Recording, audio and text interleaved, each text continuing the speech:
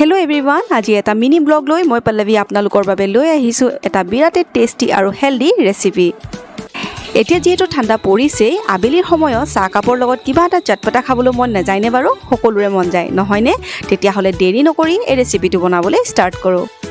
এই ৰেচিপিবিধ বনাবলৈ মই ইয়াতে লৈছোঁ গজালি ওলোৱা গোটা মগু, আৰু ইয়াত মই অলপ সৰহকৈ লৈছোঁ। আপোনালোকে নিজৰ আন্দাজ অনুসৰি ল'ব পাৰিব। যিহেতু মই এই ৰেচিপিবিধ খাবলৈ বহুত ভাল পাওঁ, সেইকাৰণে ইয়াত মই অলপমান সৰহকৈ লৈছোঁ।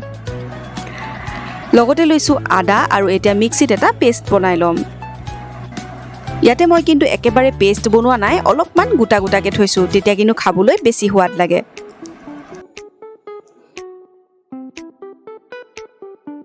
এতিয়া পেষ্টখিনি ৰেডি হৈ গ'ল। এতিয়া এটা পাত্ৰত গোটেইখিনি বস্তু উলিয়াই ল'ম।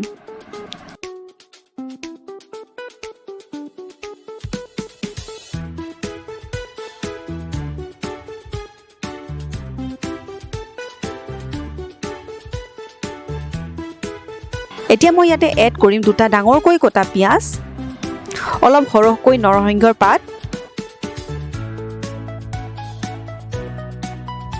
সোৱাদ অনুসৰি নিমখ,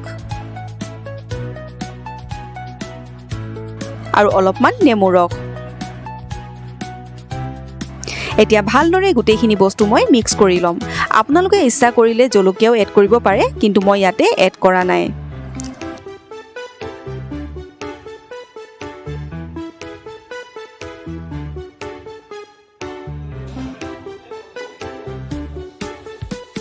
এতিয়া ভালদৰে মিক্স কৰাৰ পাছত গৰম তেলত ভাজি ল'ম।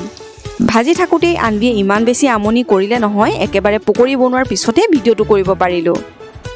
আনফালে এয়া উতলি আছে আমাৰ আদা দিয়া লাল চাহ। এয়া আমাৰ প্লেটিং হৈ গ'ল। আমাৰ গজালি ওলোৱা মগুৰ পকৰিৰ লগত ৰেডি হৈ আছে লাল চাহ।